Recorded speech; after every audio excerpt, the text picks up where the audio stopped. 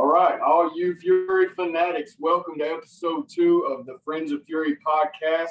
I'm Jeffrey Hollis. I'm Case Cavness. I'm Forrest Wander. I'm Big Mike. Big Mike. And we're getting straight into Carthage, the first live show that we stumbled across on a Facebook ad. So let's dive right into it. As we covered already, we won't go back over it. Mike finds an ad on Facebook, sends it to the group chat. We get tickets, we load up in a truck, and we are headed to Carthage. We get there, we get part of the camp, we go through the meet and greet. Let's get straight to the action. Let's get to the wrestling. So after the meet and greet, we're all standing in line, and we're standing there conversating between ourselves. And lo and behold, the guy in front of us, here's part of our conversation and jumps in. Just so happens to be the man with the plan, Carl Lane.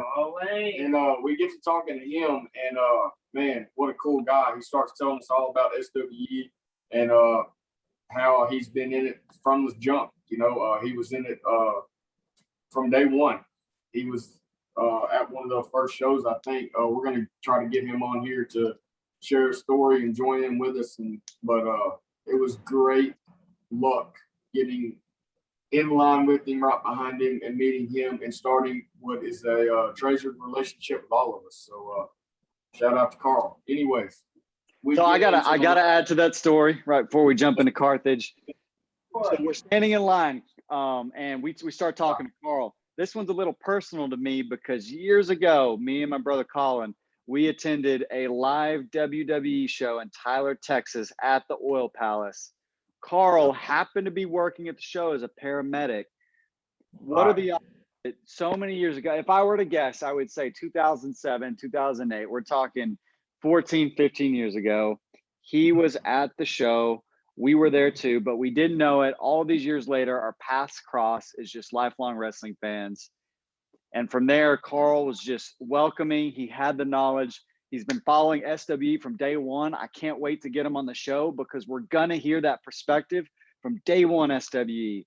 We know it from Carthage as it's built up from there. He knows it from the foundation, from where it all began. Absolutely. And that's the beautiful part of it, man. He's just such a cool guy. He loves wrestling just as much as we do. He grew up a wrestling fan.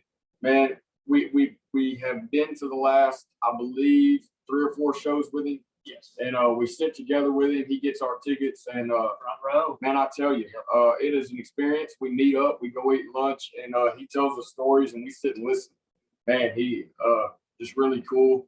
And he's got a lot of connections. He's introduced us to Philip and Loretta, great people. Fantastic human beings. Man, Aaron Presley, just great all-around people. So, it's that family atmosphere. It's that great family atmosphere at SWE. Like Mike said in episode 1, man, you know everybody. You walk in, you say what's up. It's just a great time. And Carthage. Can't forget we can't forget James Beard, class act, Hall of Fame career, referee. Man, I tell you, it was such huge a part great of the show. Whoever brought that man on board, wow. Fantastic Kudos wrestling to you, I tell you. And taking off like a rocket ship. What's up, Case? I hate to kind of interrupt, but what other promotion you go to several wrestling shows and everything, that's fine. But what other promotion, like Jeffrey said, it's a family. It is absolutely a family. We go through there. Loretta, she sees us, and the first couple shows, like, oh, okay, here's your ticket. And now we walk by, she gives us a hug. Glad to see you guys are there. We're all friends on Facebook. What other organization can you be Facebook friends with someone within the company? I mean, it's just a fantastic organization, and we're so glad we're blessed, really, to be able to watch it. But yeah, and we're gonna talk about the Carthage episodes here in a moment. I kind of want to talk about how, like I've said before, I'm the youngest of the group, and this is at the meet and greet. I'd seen Rodney Mack. I'm like, man, I know the name, but I don't know the guy. And I had told them, I was like, is Rodney Mack cool? And Jeffrey and Forrest like, oh my God, is he cool? I'm like, I didn't know. Dog. And the top dog, the Mac of all Macs. You know what I'm saying? They had Rodney Mack. they had shown me the white boy challenge. Yeah. And now I have to say I'm a huge Rodney Mack fan. Rodney Mack, come on the podcast. Hashtag privilege. For real. It's We got to talk about Rodney Mack to privilege. I got a lot of questions. I don't see how Rodney and Charlie align. That's a hard combo for me. I didn't see it coming. I'm gonna tell you, my mind at Demolition at Dean's was so blown after that cage match. I couldn't handle it. I mean, I had no idea that was coming. And you know that I knew something was coming because they built it up. They said something big was going to happen. They dropped little bombs here and there to let us know that something big was going to happen. But holy smokes! Because Charlie's not the type of guy that's gonna. You see Charlie, and he's a one-man show. Yeah. He was in a Rabbit Empire for a minute. By the way, not to come on the podcast. He was in the Rabbit Empire for a minute. He decided, you know what? I don't need that. And then he kind of dropped little hints. Because when he called out the Paul brothers, he said, "Oh, I'll take Jake Paul on. And Logan, you can get Rodney Mack." Yes, exactly. Drop the bomb. He complimented Rodney Mack during that promo, and I didn't catch it at the moment, but it makes sense now. None of us did. What a great shock. I had no idea, but wow, shocker. And it's just Rodney Mack, Charlie, Max Castellanos, everybody in the group. It's just bad men that will legit whip you in the streets. Let's try not to, though. And that's the thing. I don't think anyone's seen, you could foresee Haas and Max doing something like that. Exactly. You could not foresee Rodney Mack, who was well over. He was a big baby face. Everyone loved him. He's a great guy. You go to the meet and greet. He's got a line just as big as anyone else. Exactly. He's personable. He takes pictures. You didn't see it coming from Rodney Mack. And it was so mind-blowing. I didn't see it coming. So we're giving spoilers from the Irving show. All right. We're just about to talk about Carthage, but I tell you, all this stuff happens so fast. It's hard to hold it in. It's crazy. Yeah. Let's get back into Carthage. Yeah, let's get back into it. Get all where we are. So we get to Carthage. There's a couple dark matches. Now starts it off. Demos has a match, but let's get into the TV tape. Sure. So Teddy comes out. And again, this is our first show. I grew up watching Teddy on SmackDown, throwing people to The Undertaker, throwing them to the Wolves. Teddy was the man. You come out, holla, holla, holla, player. We did this as kids. So seeing it live and in person, him trotting out to the ring, getting in and doing his dance. That is something that you treasure every time you see. It takes me back to Carthage every time I see it. Seeing him come into that ring. Appreciate it, man. That's greatness right there. That's a Hall of Famer. Appreciate it. I'm going to say it. He hasn't missed a step. This guy looks better than ever. General Manager Teddy Long. Yes. He's known, I think, in his career, especially in his general manager time in WWE, he makes good decisions. And people believe in him. They look to him as a leader, a veteran, somebody that knows the industry in and out, knows what's best for business. Absolutely. And that's rare in wrestling to have a knowledgeable general manager, because most of the time they're just kind of like, oh, I'll throw this and this together. But with Teddy Long, you feel as if this man, he is embedded in wrestling. This man, he's the majority of our childhood, one-on-one with The Undertaker. It's just everything we know. And just to have him run the show, at least an on-screen presence. Obviously, he's in the backstage, passing on his knowledge. It's just definitely a great veteran to have in the company. And it's just fantastic. He starts every show, it's just holla, holla, holla, and everybody goes crazy to start the show. To have everybody just go wild like that. It's fantastic. Think about the general manager role itself. What is your job? What are you supposed to do? You've got to keep the peace. You got to put on a show for the fans. You got to make sure that the talent's happy. The talent's happy. The talent's not going to believe in the leadership. The show, it all falls apart. Teddy's found a way to gain the respect of everyone backstage. He brings the respect to SWE. He keeps it, and we'll talk about this more. The Carthage show kind of showed flashbacks of Charlie and the altercation with the police. Right. Teddy had to step in and say, I'm in charge. You're going to follow my lead. It doesn't matter who's the champion. Doesn't matter where you come from, what your name is. Nope. You're going to buy in. This is the system. I'm the general manager. When I'm here, what I say goes.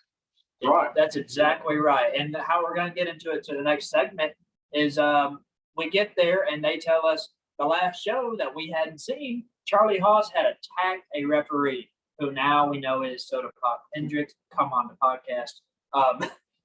And it's just they had stripped the title of him. He had gotten arrested, and whenever he starts the Carthage show, he informs us Charlie had made fun, and he has a lawyer. And it's just all Teddy Long talking about how he's not going to deal with it. You're not going to hit our referees. And it's just strong leadership, really. No doubt. And, Haas didn't have a huge run in WWE, so I wasn't real well versed on Haas. So when he came out at Carthage, wow. Wow is all I can say. Was your reaction, was all of our reactions. And you love to hate him.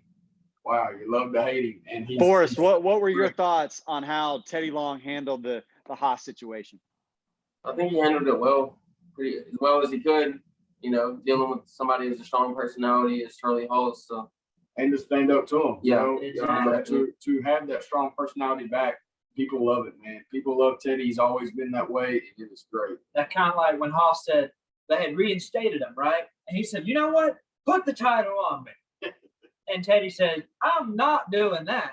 No. Without a doubt, I'm not doing that. And Charlie's like, you know what? I didn't want you to anyway. And he raises the title, and Nigel is going crazy. I think that's the friction you're going to see moving forward. You got this guy, Charlie Haas. He thinks he runs the world. He runs the show. He comes out, everyone stands up. You love him, you hate him, you have an opinion. That's the Charlie Haas effect. He's in the ring. He wants everyone to bow down and respect who he is. Absolutely. But not to Teddy Long, not to the GM, the man in charge. You're going to have this friction. I think you're going to continue to have it as long as Haas is champion. And if you're Teddy, you got to figure out how to maintain that respect, especially when it comes to Charlie, because at any moment, if Charlie smells weakness, he's going to jump on it. Gonna jump on it. And he is the real world champion, by the way. He's the big bad bully of the block right now. He right? is. And so how do you stop the big bad bully on the block? That's the question we all want to know. What's going to be the equivalent to privilege? Well, I'll have to find out. Anyways, let's get back to Carthage, man. So Teddy comes out, he does this dance. The OMGs, as we come to know them, come out and say, Teddy, we're ready. We want a shot. We've done the work. We've trained. We've graduated from the dog pound, and we want a shot. So when these guys come out, just to start it off, I like it, man. I like it. I instantly liked them. I liked their persona. I wasn't sure what Teddy's reaction would be. And he said, earn your stripes, get a win, prove you're worthy, and we'll take it from there. So, Mike, what was your reaction when OMGs comes out and asks for a title shot? I like these guys. OMGs come out. They've got energy. They got swagger. They're a fan favorite. You can't help but get behind them. And they come out, and they know where they come from, and they convey that to General Manager Long. Here's the difference between them and Charlie. OMGs come to them. It comes to Teddy and does it in a way that Teddy can embrace. Teddy appreciates that when you know where you've come from and you've earned it and you've got a resume to prove it. OMG showed up with the resume. They got the opportunity. The rest is history. Absolutely. Great point. One thing I had found funny was I believe Mike Anthony's like, we believe we are championship material. Teddy goes, you kidding me, right? he goes, oh, really? Oh, okay. James Beard, come on out now. And James Beard comes out. He said, find me a team to come out, face these guys. And James goes back, or he starts to go back. He said, whoa, have to make sure they're decent at least. And James comes back. He has two wrestlers who we now know was at the training camp. They come out. They have a fantastic match. I must say, before I pass it on to somebody else, Mike Anthony is an absolute stud. This man is fantastic in the ring. Sean O'Malley, not bad whatsoever. I'm just saying, Mike Anthony, fantastic. That's just all there is to great. it. You know, they perfectly offset each other. Me and Forrest talked about this. Jonathan, man, wow. He'll surprise you, man. He will surprise you. He's very underrated. I love watching him work, man. That the movie does off the top rope. Underrated. Oh, the moonsault, Yes, neck sir. breaker. Yes, sir. Jeff, I'm telling you, Jeff, when Autumn comes to a show, the OMGs is who she's going to want to see. Man, I'll tell you, the kids at SWE, they love the OMG. They love it. Man, they're great. They're charismatic. And not to jump ahead, but I cannot wait to see the rivalry with the War Kings. I can't wait to see it, man. I just cannot wait to see them in the ring together. I don't want to jump too far ahead, but I want to stay on topic. But I got to throw that in there. Wow, SWE's on something right there. Tag team division is coming up, man. I love it. And I must say something really quick. One thing I find really important in wrestling is a good theme song. OMG's got a fantastic theme song. I hear them come out like, oh my God, here we go. I'm just excited. As soon as I hear their music kick on, I'm like, all right, we're heading into it. The champs are here. But we'll get into that later. Right. So they come out. They ask Teddy. Teddy gets it, tells them to earn their stripes. They earn their stripes quickly. We move on to the Von Erich Hall of Fame induction. Wow. That was pretty special to be at, man. I'll tell you what. The Von Erichs were legendary here in Texas. And, I'm guilty. I was at the concession stand when this Hall of Fame introduction went down. Right. I did catch the video after. Storied career, Forrest. What do you make of it? Oh man, what can you say? It's just legendary family, and it's cool. It's keeping the tradition alive, keeping it in Texas. Absolutely, man. I'll tell you, very special. James Beard gave a great speech. Yeah. I think he was really close to the Von Erichs, and that showed. I tell you, that guy's something. Sounded very genuine. Absolutely, it was very moving, and it was cool that she brought her kids in the ring, man. Yeah. And you know, we've seen how that has progressed. Her love for the kids and her involvement with her kids. And Mike, I think you talked to her son for a good bit of the meet and greet, right? Best friends. I did. Yeah. He, I believe he currently resides in California as an aspirational wrestler. I love the energy. I think him just growing up around the family and just being in environments like that, SWE, other promotions. I'm pretty confident that the Von Erich name is not going anywhere anytime soon. No. Absolutely, man. That's a great. legacy rolling, man. That's great, man. How great is it to continue on a tradition like that and to keep her kids involved and to stay plugged in like that, man? Outstanding job. So we move on. Christy James. This is our first look at Christy James live versus Malia Hosaka for the women's SWE championship match. I tell you what, I was very, very impressed with Christy James. Absolutely. She has the ability to be big time, and SWE has something special in her, man. Mike, what you think? I like the women's division where it's at. I want to continue to see it grow. I want to see more talent come in. I want to see some fresh faces. I think we've got a good core in SWE. Christy James is special. She comes out to the ring. She has this unique look to her. When you see her, you know who she is, and you don't forget it. The wild color, Brazilian. Absolutely. I think her wrestling technique is solid. I think she's consistent in the ring. I think fans, especially, I think long-term fans can appreciate that. Just one hell of a match, and I think it was shades of what we came to see from James in the future. Without a doubt. And throughout the last couple of years, women's wrestling has really leveled up. And I know everybody always remembers, the divas and stuff. They're always fun to look at. But women's wrestling, the last couple of years, it's really just taken a step up. It's leveled up. And Christy James, no exception to it. A fantastic wrestler, not a fantastic women's wrestler, a fantastic wrestler in general. Absolutely. Very fun to watch. I honestly think she's one of my favorites in WWE, and that's a testament to how amazing she is in ring. Forrest, what you got, man? What do you think, Christy? Everything. What can she not do in the rings? All over kicks, the springboard, springboards, doing a moonsault off the top rope. That really impressed me. I just didn't see that coming, and she's so good in the ring. Apparently, crazy. I was watching earlier, and I'd heard the commentator say it was Malia Hosaka's birthday that day. Oh. And the referee had to show her the title before the match, and he said, "Oh, might as well put some birthday candles on there." But Malia Hosaka, fantastic heel or bad guy, whatever you want to say. A good match. Obviously, our girl Christy, she kind of pulled through in the very end of it. I enjoyed it a whole bunch. Absolutely. And it was just a fantastic introduction to the SWE women's division. We're going to get more of it in a later segment, but fantastic start and fantastic first impression to the women's division. Absolutely. Mike, you got anything to add?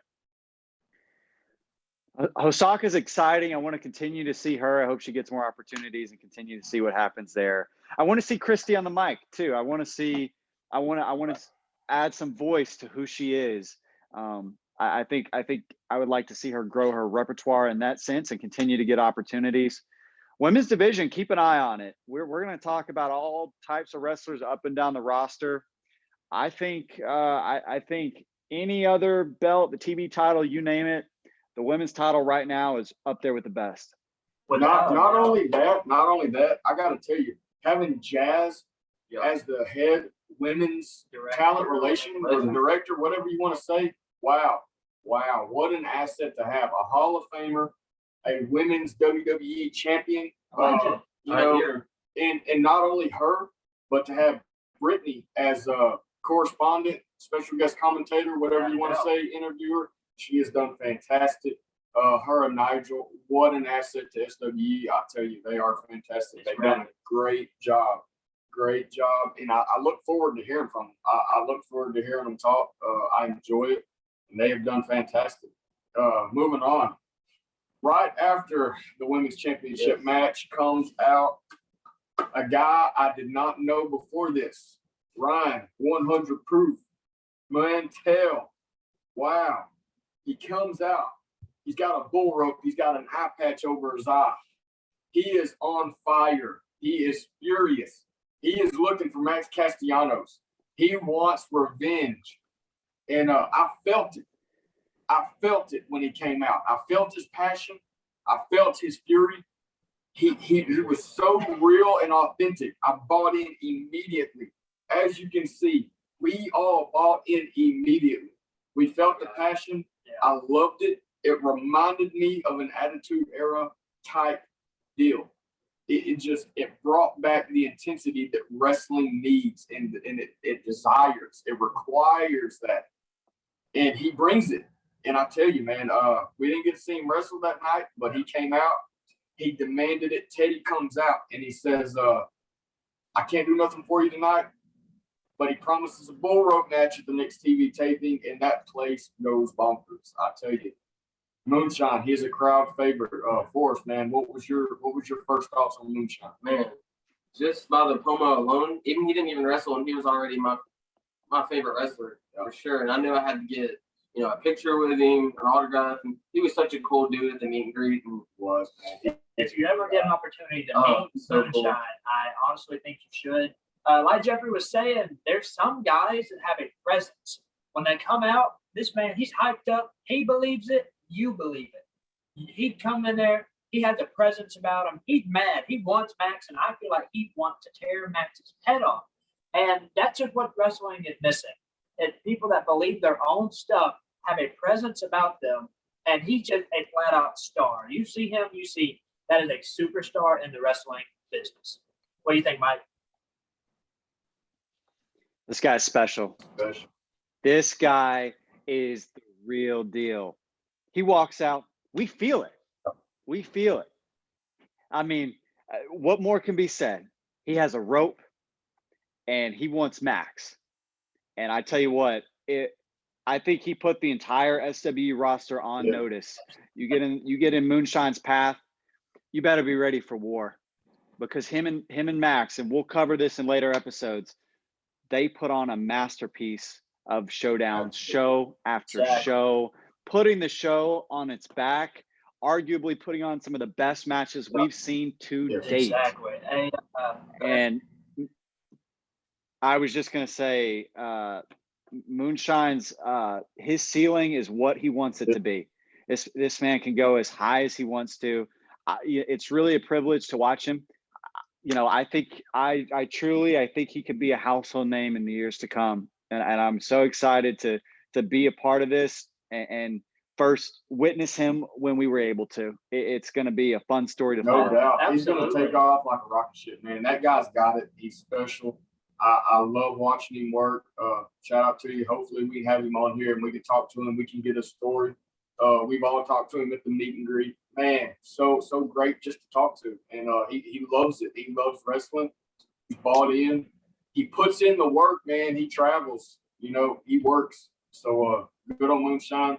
He's got some fans here, and we look forward to watching. One more him work. thing. Yeah. Congrats on that Texas title. What? Not a more fitting person. Yeah. Baby strapping it up. We're dropping some spoilers in here. We're dropping some spoilers. We'll get to it. We'll get to it.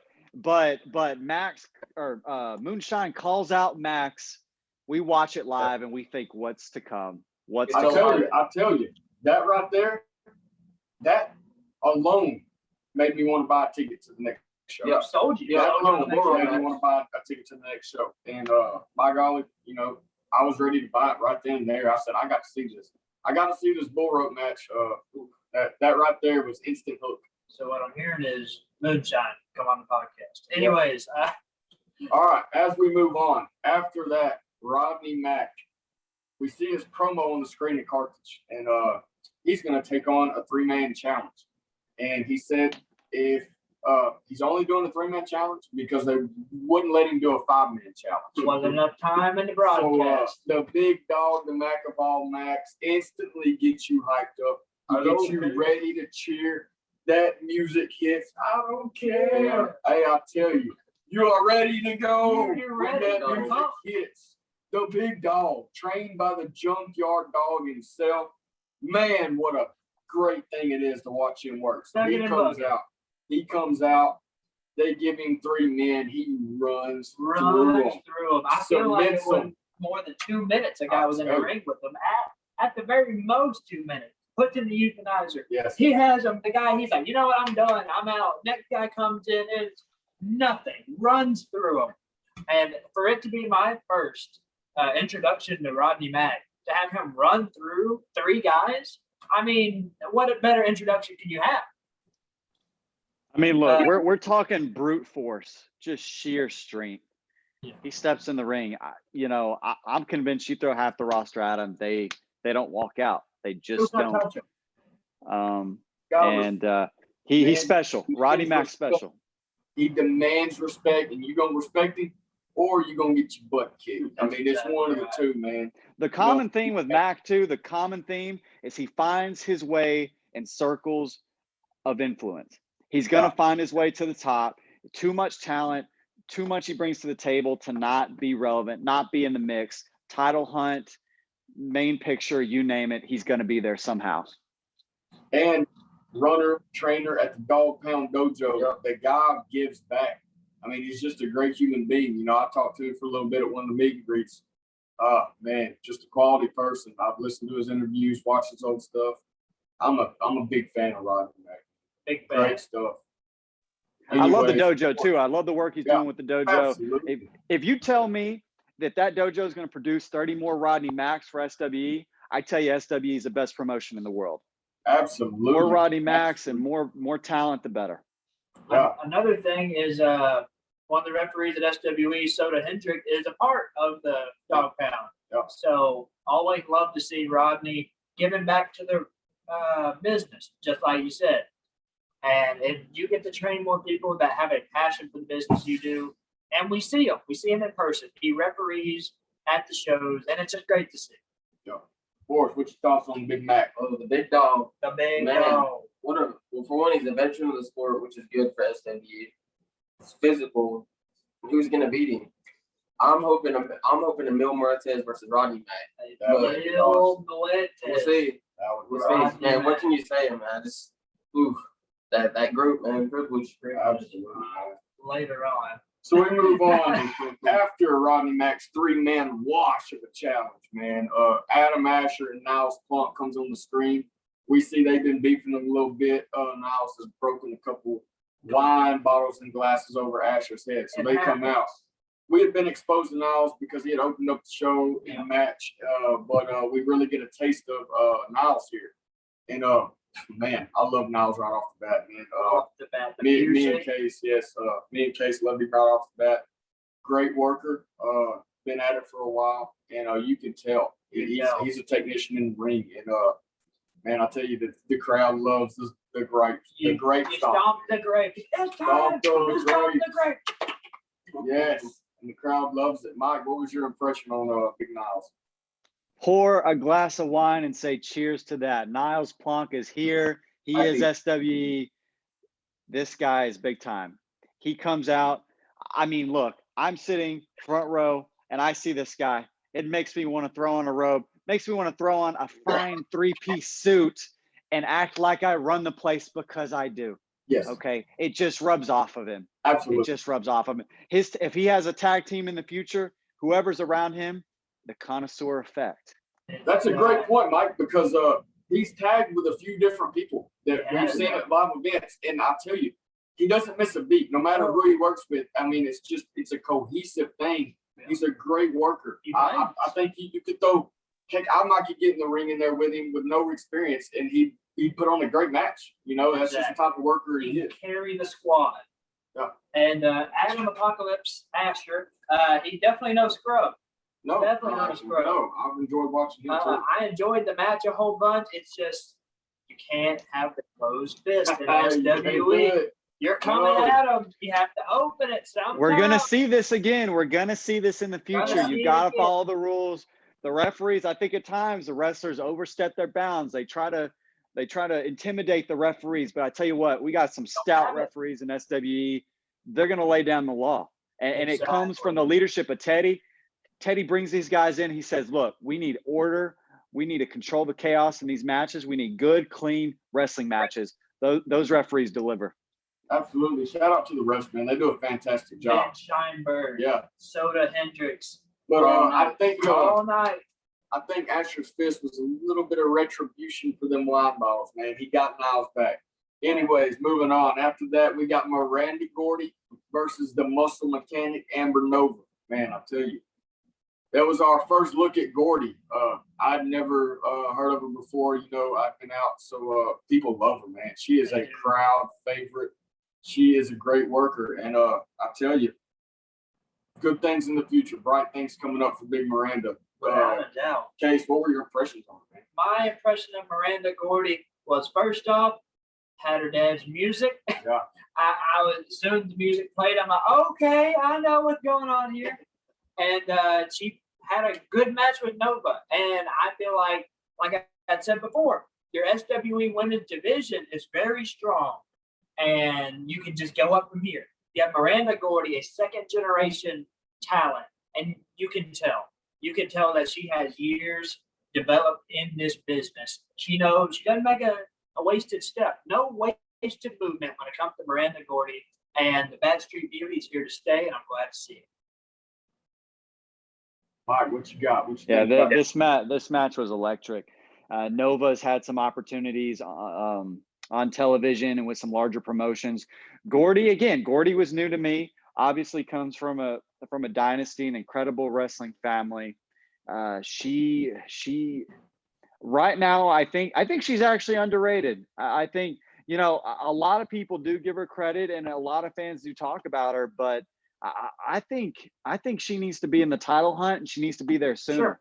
If we're talking a triple threat match, we're talking the future of the women's division. She's top 3 at least. I want to hear her name more in the title conversation. Absolutely, Mike. Absolutely, man. Great match. We move on. This is when we see the great Charlie Haas, man. House of Pain.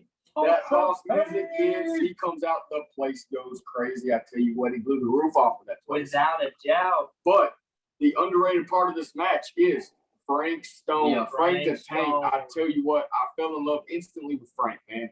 He comes out, good looking built guy, man. Puts Hoss to the test. I'm telling you, what a great match and a great way for us to be introduced to Hoss and Stone. Man, I just love Stone, man. He's a great worker. Showed a lot of people what he's made of during that match and has done nothing but since. So great stuff, Frank Stone. I'm a huge fan. Great stuff. Electric match. Without a doubt. You know, going to the outside of the ring, electric match for us. What was your thoughts on that? Man, I was just like you said. I was so impressed with Frank Stone. I think he's one of the most underrated wrestlers in WWE. Absolutely. And upcoming. Charlie Hoss, what can you say? Go. Man, this dude's so good technically wrestling. He's such a good heel. And I love the walk. Here's the thing. The walk. Yeah, absolutely. The walk, the walk's iconic. But look, we can talk about the appeal of Haas and his ability to get a reaction. Thing about it is this man needs to get humbled too. I mean, he comes out to the ring. He thinks he owns the place. I mean, he thinks this guy expects anyone to bow down to his feet. All right. Frank Stone says, hey, no, it's not just you. There are young guys in the back. They are ready to go. And you know what, Charlie, if I got to put you through a table, I'll put you through 2 tables, pull the ladder out. I'll put you through the ladder. It doesn't matter. You're not the only one. The mountain, there's room for more, and you will get humbled. Absolutely. The thing about this match was, like Forrest had said, Charlie Haas, fantastic technical wrestler. And throughout the years, he used to be a big body guy. Nowadays, this man breaks your body down. He picks a limb, so he most of the time, obviously, gets that leg. He gets that leg. The Hoss of Pain, he hung Frank Stone up in the rope or in the top turnbuckle, hit that drop kick. You can see in the SWE intro every single episode. Fantastic. When a match can convince me that the champion may lose, the match is that much better for me. Because I just don't know. When it's unpredictable, that's how I like it. If I don't know, I can't predict it. That makes it more entertaining. I mean, no doubt, man. and then that boy Charlie walks out with the strap. No fault to Frank Stone. Fantastic match. And I was so impressed with Frank Stone. No doubt. So we move on to the next match, Blood Hunter versus Michael Schaefer. Wow. We get a good look at the Blood Hunter, and man, he put on the show. He was terrific. Carthage, big bruiser, bloody, just an absolute brawler. And I was electrified by him, man. He was great. Michael Schaefer, let me give him credit. Wow, what an agile, quick, big guy. Wow, great asset to the Rabbit Empire, man. Him and Nitro, that's a great thing. They're a great heel. They get the crowd fired up. Mike, what's your thoughts on that? I thought the Blood Hunter Selena combo is electric. I mean, they bounced off each other so well. Selena providing the backdrop support. Blood Hunter's a guy. I mean, I think you're going to see him more in the future. Especially looking forward to our future shows in Canton and the like. I think he's going to be in the mix, and I think there was a lot of great energy around him and Schaefer as well. I mean, you go down the lineup. We talk about all these different matches. There's just so much talent. Like it makes you just wish you just had more belts and more opportunities to give guys. But you look and see who's really coming up. You got to feel good as a SWE fan. Without a doubt. Another thing about Michael Schaefer, to me at least, he reminded me a lot of Big Man Vader. Yeah. A big athletic dude. And we'll get later in the match. The ordeal was Nigel Rabbit gave him the paddle. He got to do a moonsault with it. And if he would have hit it, without a doubt, would have got Blood Hunter. Blood Hunter rolls out of the way. The paddle hits him in the head. He's bleeding. He's going wild. And then Blood Hunter gets him. That's all it took. Blood Hunter capitalized. And I'm just saying, very, very impressive match. But the Rabbit Empire is fine. It's fine. No doubt. Big win for the Rabbit Empire. Blood Hunter on that match. Move on. My guy, Case's guy, our guy, Mil Muertes, Muertes. the man of 1,000 deaths. He comes out. Tino Valentino, had never heard of him before. Pretty impressed. Pretty good looking kid, man. You know what? It was great. Mil is a monster of a man. He is so much fun to watch. I tell you. Case introduced me to his Lucha Underground stuff. Holy cow. If you ever get a chance to watch Lucha Underground, please do. Just look up Mil Muertes. Most of his more famous stuff is from that show. I had watched it. It was mainly in the fray about 2015, 2016, around there. And I hadn't seen him for a little bit. He stays around Mexico, which is fine. But I had seen him on the poster. I'm like, oh my God, it all flooded back in. And I was telling Jeffrey and everybody that Mil Muertes, he is the guy. Yeah. And he's another one of those guys. He walks out, demands your attention. Yes. The man of 1,000 deaths. He gets in the ring. Oh, big punch to the middle of the ring. Tino Valentino, like we said, very impressed with him, but he made Mil look like a star, and Mil is a star. Absolutely. But Tino, I just love, incredible match. I love the lucha presence in SWE. I love just the presence. Absolutely, man. High flyers, the culture. Just I think it's another style. It's a fresh eye on wrestling, and I think Mil's someone. I think he's welcomed by the fans. I look forward to seeing more of Muertes. Exactly. Absolutely, man. Great stuff. We move on. Right after this Mil Muertes Valentino match, Boogeyman comes out. Our first live appearance of Boogeyman in ring. So he comes out. And we are also first introduced to the guy. Midnight Special. The Holy boy. cow, I love this guy, man. Wow, I love him. I love when he comes out. It's always funny. It's always fun, entertaining. The crowd loves it, as we'll cover in later episodes. But, man, he comes out, has a match with Boogeyman.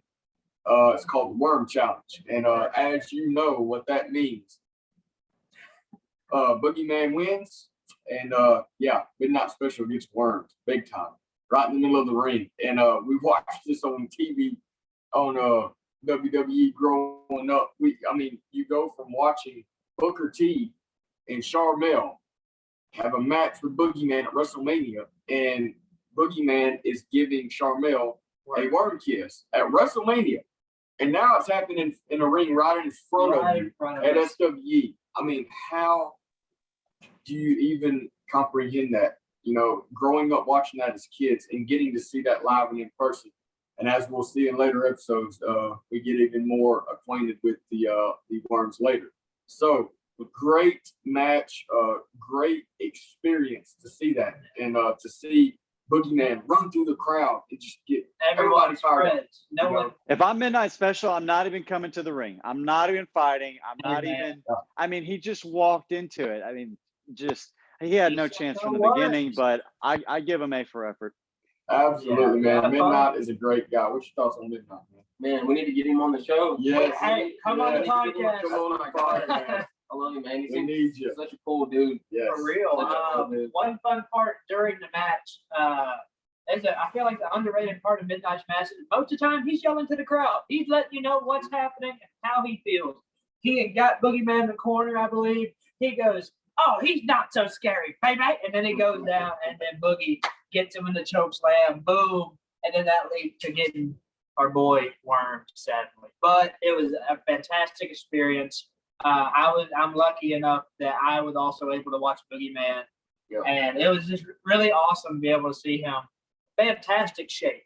I don't think that can be said enough. Fantastic shape. Wow. Hasn't missed a step. Boogeyman was never a super in-ring presence. He was more of a, he's the Boogeyman. He's the character. But has not missed a step, and it's fantastic to see. One more thing about the Boogeyman, he's such a good guy. He's such humble, man. We'll get into that later, man. I could do a whole episode on Boogeyman, and we'll get into that later. Mike, what's your thoughts, man? What was it like seeing him live in person? It's good to see. Good to see him at SWE. Major pickup by the team at SWE. He did his thing. He showed out. We know who he is. We know his background. We know what to expect. He came out, hasn't missed a step, performed. Again, if I'm Midnight Special, I'm not showing up. I'm just not. I'm talking to management. I'm saying anybody but Boogie. But hey, thanks for trying. Thanks for playing. We'll see you next time. See you next time. That's right. Guys, we got 2 more matches in this. We're going to try to keep this under an hour, so we're going to quickly go through this. Seeing Davey Boy Smith Jr. in SWE. Wow. Fantastic. Wow. Son of the Hall of Famer, British Bulldog. Come out versus Blood Hunter. So we had already seen a taste of Blood Hunter. So we knew before the match even started, hey guys, this is going to be a battle. And by golly, it was 2 Big guys. gargantuans of a men going toe to toe. And man, Blood Hunter putting Davey Boy on the table. Oh yeah. And that table was not a wooden table. That was a plastic table with wood. Metal legs. You felt the pain. You felt it. And Blood Hunter jumps on him. Man, my thoughts were mind blowing. Man, great match. They put on a show. Molina comes out and saves the day for Blood Hunter. Almost took his first L had it not been for Molina. Mike, what was your thoughts on that? Oh man, it's good to see Molina. Just heck of a match. I want to get Forrest's take on this one though. What jumped out to you here? Baby Boy fan, ain't you? I like Baby Boy, man. I was really impressed. So strong, man. He just picked the Blood Hunter up like he was nothing, and just a legend, man. Legendary family from the Hearts, the Bulldogs. So I got to give him a shout out too. He did a wonderful job at the recent Hall of Fame, WWE Hall of Fame induction ceremony. Inducted his late father and gave a great speech. Class act. It was really good to see him. Davey Boy, come on the podcast. Absolutely. Man, we get into this last match. OMGs versus Heartthrobs for the SWE Tag Team Championships. Wow, what a match. My wife was burnt and ready to go. She was not happy to hear that 30-minute time limit, but Aaron Presley. She was impressed with the match. It was a great match. Bam Bam and Jaden Lee, man, they are fan favorites, aren't they, man? The crowd loved them, but they also loved OMG. It was a great match. Good battle with OMGs becoming victorious and holding up them belts. Michael, what you thought? Man, the whole night it was building up to this moment. OMGs look good talking to Teddy. You could feel the excitement. They come out, they show out, they do their thing. Well deserved, well earned. The tag team division's in good hands. We got incredible talent up and down the tag team division. These guys really do represent the titles well. I like their style. I like the high flying. I think their moveset's incredible. They got a nice repertoire. And I think the chemistry too. They bounce off of each other so well. And I think it's almost instinctual. They know when to tag in and out. They know when to hit the combo moves. And we'd have to interview these guys. I wonder if they have a history together and how far they go back. But it feels like they've just known each other forever, and it shows in their in-ring ability. You can tell that they put in the work, because you look at all the great the tag teams in history, they offset each other. They don't do the same things. So you got Mike Anthony coming in with the brute, the body, the strength, and just putting it to him. Then you got Jonathan Holt coming in, high flying, hitting them with the acrobatic stuff. It's just a perfect combination, man. And it's so fun to watch. And they have the charisma. They have the personality. They have the total package. Case, you're a big fan, man. What you think? I must say, the juice bag, it gets me. The man, he takes it. It's kind of like the spinach from Popeyes. It's just the man gets himself, he souped up and he's ready to go. Like I had said earlier, Mike Anthony, a true stud, and like Jeffrey had said, all great teams do 2 different things. Hardy Boys, they do 2 different things. I feel like that's a good comparison, because Mike Anthony, he's just a big body guy. He's ready to pound. He most of the time he's gonna come in and just he makes most times make the save. Yeah. It's not as if John just can't hold himself. It's just most of the time they have the ring cut off in the middle, and Mike's ready. He's ready. He's foaming at the bit, and he gets that tag, the hot tag. He runs in, cleans house, and hey, man, had new SWE tag team champs, and it can't be ignored that the tag titles look fantastic. Beautiful, beautiful titles. Absolutely. Guys, great episode 2. Before we wrap this up, we have to mention who made an appearance in Carthage. Trevor Murdoch, the NWA champion at the time. Wow. Cool seeing him. I remember him and Lance K. Forrest was a big fan of him and Lance K. Forrest, what you think, man? Man, I was surprised he could still as good as a wrestler as he was, He man. can still go. And misunderstood. Misunderstood. And he was such a cool dude at the meet and greet as well, too. He was. He let you hold the title. Yeah, he with the did. Yeah, picture. he did. Yeah, that's always cool to see. And he brought his boy out at the end of the match. My boy. Yeah, boy. Trevor Murdoch had brought his kid out after the match he had with Jeremy Wyatt. And, he comes out on the stage. He said, "Ladies and gentlemen of Carthage, this is my boy." We quote it all the time. And it's honestly just really cool to see another WWE guy appear. And he's not running off the name. He's running off, he is a wrestler. He's here to wrestle for us. Not just because, oh, my name's Trevor Murdoch, I was in WWE. No, he is there to entertain the fans. And you can't ask for more. And we were so appreciative to have him. Mike, how'd you like the Murdoch? Ruthless Aggression Classic. I mean, we grew up. This is just one of these household names. It was so good to see him. He moved well. I thought he just bounced around the ring well. I think he's one of these guys that you just plug a wrestler in with him, and those two can just steal the show. NWA champion at the time. I would like to see him again. I hope we can make that happen. Absolutely, guys. Very great episode number 2. Thank you if you're still with us for tuning in to Friends of Fury podcast. Thank you so much. Absolutely. Episode 3 will be dropping soon. Please like, share, comment, leave feedback. Tell us what we're doing right. Tell us what we're doing wrong. We love it. We enjoy it. Anything, guys, that you want to add before we go off? Just like I said before, thanks everybody for sticking with us. We plan to improve, and if you have any input whatsoever, you can leave in the comments. Please do. We want to make this the best podcast for you. And like I said, kind of a joke, but if there's any wrestlers, staff, anybody at SWE or the wrestling business in general, we are very, very happy to have you on the podcast and talk to you and let you tell your story. That's always nice for us to do as wrestling fans and for wrestlers to do to get their name out. Come on. We welcome it. And we're just really appreciative of anybody and everybody that listens to our podcast. It's just us friends talking about professional wrestling. In my opinion, Friends of Fury is not official until Aaron Presley gets on the podcast and gives us the introduction that we deserve. Aaron, if you're listening, we love you, man. Come on, work your magic. The voice of SWE. The voice. My God. Guys, thank you. Episode 2. It's a wrap. See ya. See ya. Deuces.